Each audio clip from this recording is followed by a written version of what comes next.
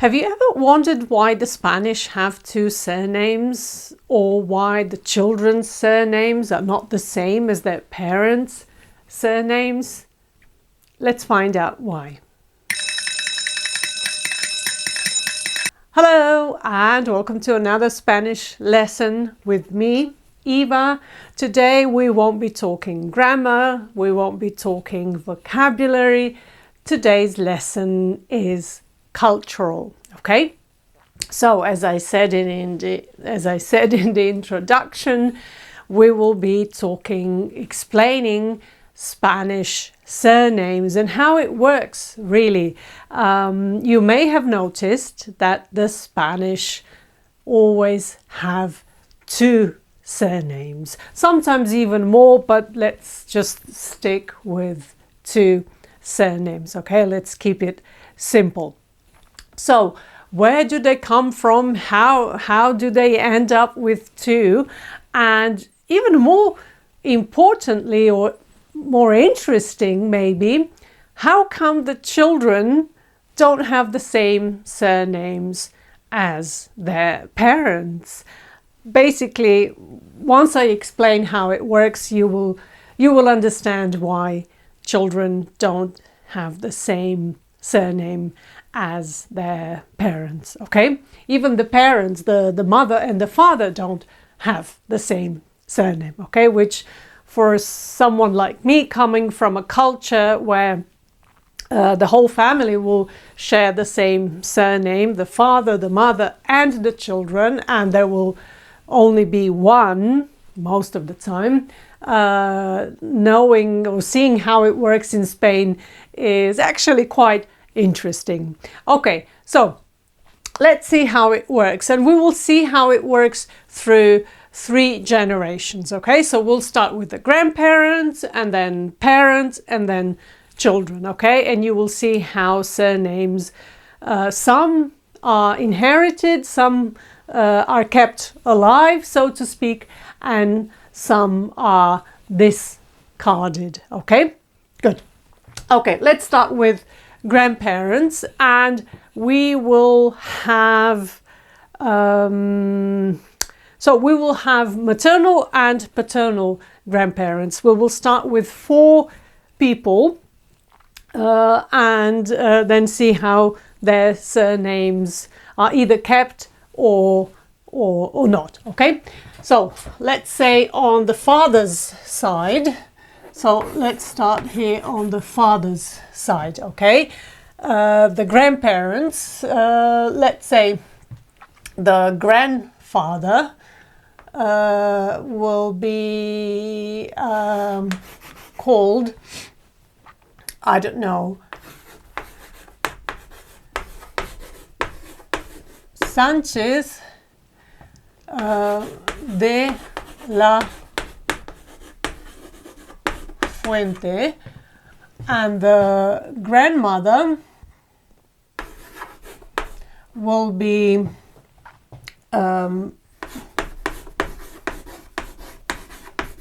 Herrero Martínez.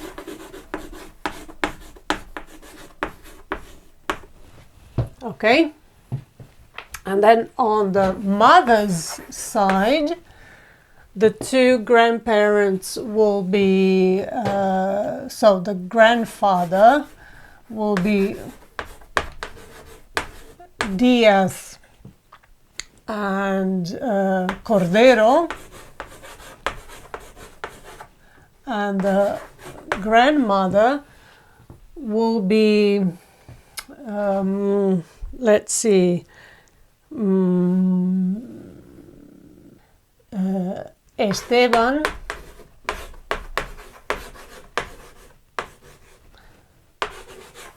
Martín. Okay, good. Let's just assume that these grandparents and these grandparents, each couple only had 1 child, okay? This couple had a boy, a baby boy, and this couple had a baby girl, and they eventually got together and got married, okay? So their son and their daughter here.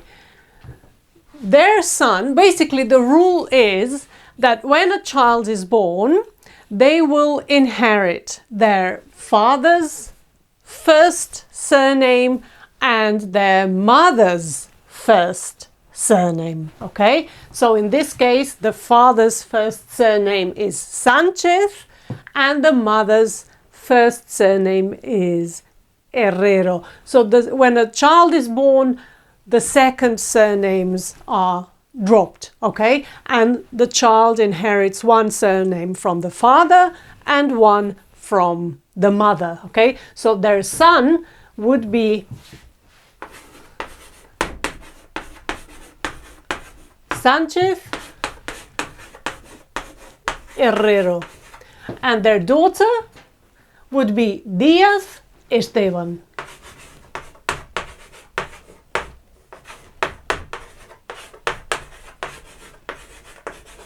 Okay, now they get together, they get married, and they have 1, 2, I don't know how many children, and all of the children, when they are born, they will have their father's first surname and their mother's first surname. They will inherit these two. So their children will be all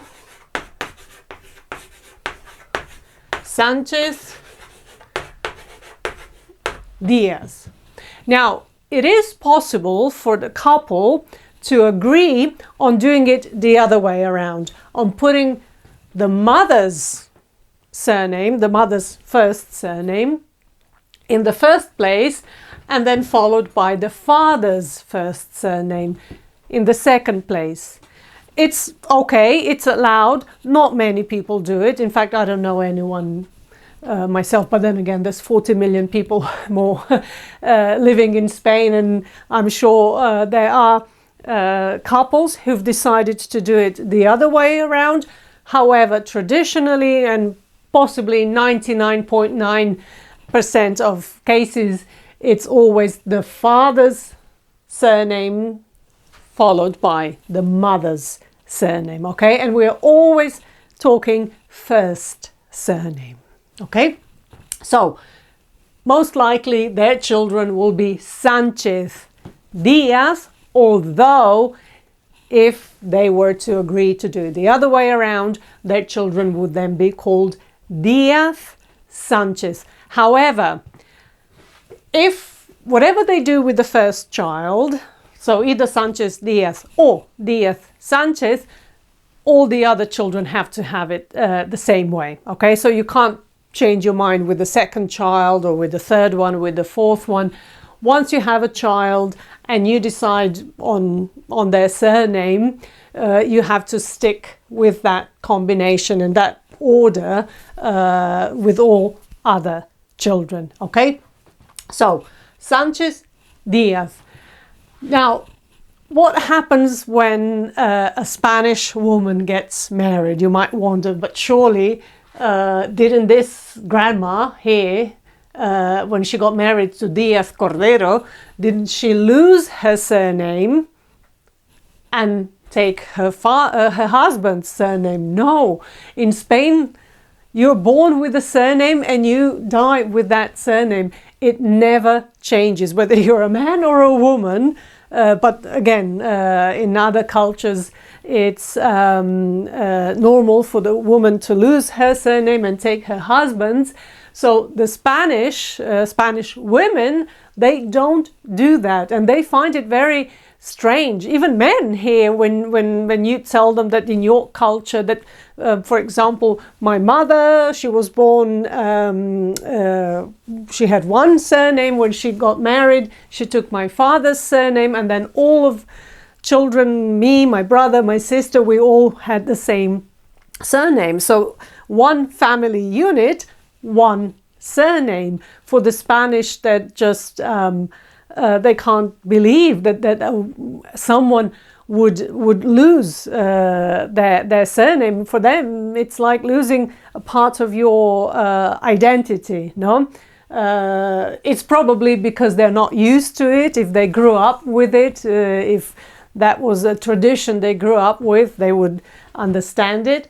But it is one way of looking at it. I have to say that in my case, both me and my husband are foreigners here in Spain, and in both of our cultures, I'm Croatian and he's English, that would be the thing to do, for me to lose my surname and replace it with my husband's. Had we not lived in Spain already and also known that we were going to continue living in Spain and hopefully have children, I would have probably done that. I would have sort of replaced my maiden name or surname with my husband's. But we knew that we wanted to continue living in Spain. We knew that we wanted to have children. And had I taken my husband's surname, our children would then have the same surname twice. It would be like Sanchez or Diaz. In our case, they would have been, whatever their name, followed by McConaughey. And I thought, maybe this is my opportunity to keep my surname and just add my husband's, which is what I did. No? So I was then, when we did have children, I was then able to pass on my family surname, the one I was born with, onto my children. So our children now have their father's surname, the only surname that their father has, and they have my first surname, okay, because my second surname is the same as their father's, same as my husband's. So our children were born in Spain. They, as it is custom here, they inherited, so to speak, a surname from their father and then a surname from their mother, from me. So our children, even though they're not Spanish, but being born here in Spain, they have two surnames, okay? So they are sort of the first in both my husband's family and my family to actually have two surnames assigned at birth. And we'll see if they marry someone Spanish. I guess they will then continue with this tradition. If they marry someone outside of Spain, someone else, we'll see what they choose, how to go about it. But this is how they go about it in Spain, okay? So every person, grandparents, parents, children, their children, every Spanish person will have two surnames. The first one they will have inherited from their father, and the second one they will have inherited from their mother. Now, you might think, oh, this is so, equal rights. The father passes on his surname, the mother passes on her surname. Yes, for one generation, it's fine. You can see that this grandpa passed on his surname and grandma passed on her surname. But then when this father had children, when their son had children, he only passed on the first one. So his mother's surname in this generation with the second, so the mother's surname is only passed on once for one generation. And then the next one, it's already gone. Okay, so you see Herrero and Herrero repeat twice, and then it's not passed on anymore, okay? Because this child here will only inherit the first surname from his or her father, and only the first surname from his or her mother, okay?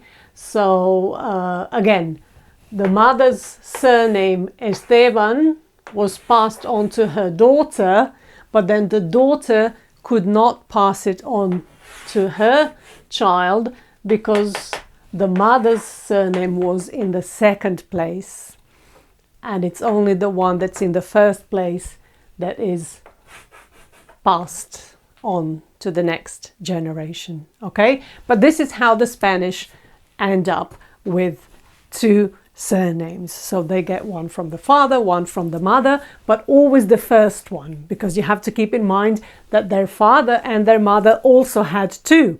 Okay, so you only inherit the first one, not the second one. Okay, so the father's, the sort of the male surname, family name, continues generation after generation, and you can trace it back sometimes centuries, no? Sanchez, Sanchez, Sanchez, no? You know that this is the grandfather, the father, the son, or the daughter, whereas Esteban and Esteban was only kept for two generations, okay? And then, whereas Diaz, Diaz, and then here, the next generation, Diaz, will be gone as well, okay? In the next generation, Diaz also disappears, because this was a daughter whose name, Diaz, came second, which means that his or her child will not be able to pass on to their children this surname. Okay, so the male line continues with the surname, and the female only passes it on for one generation, but then it gets lost again. Okay, good. Okay, and just a little bit about where these surnames come from, because some of them actually have some sort of meaning. They have a meaning. For example, there are many surnames in Spanish that end with es. Es. Okay, these two here. Sanchez, Martinez. This ending es means the son of. Okay. The son of. So Sanchez, it means that that person with that surname, or someone in one of their ancestors, was the son of Sancho. In the case of Martinez, someone sometime ago, when this surname was first created, was the son of Martin, of someone called Martin. Rodriguez would be the son of Rodrigo, etc. No? So when you see this ending EZ, it means the son of. Okay? Then you have a lot of surnames that are basically names of things that we see around us in nature, whether it's flowers or animals, like Cordero is a lamb, or fuente is a fountain, no? And sometimes it could be professions like herrero, blacksmith, and that's it. Okay, no, good. I don't have any other examples of professions, but those are some of the more typical ways how surnames came about. Okay, and sometimes you can see it here. A name can be both a name and a surname. Martin is usually a name, but sometimes you also see it used as a surname. Okay, and there's a few others as well. Martin is not the only one. Okay, good. Okay, so that's it. That's how the Spanish end up with two surnames, one from the father, one from the mother. And then when they have their own children, they pass on their first one onto their child, and the mother then passes her first one as well. And that way the child ends up with two surnames as well. And that's why in a family, So imagine this is one family unit before he got married to her and they had their children. Or let's say this family unit here.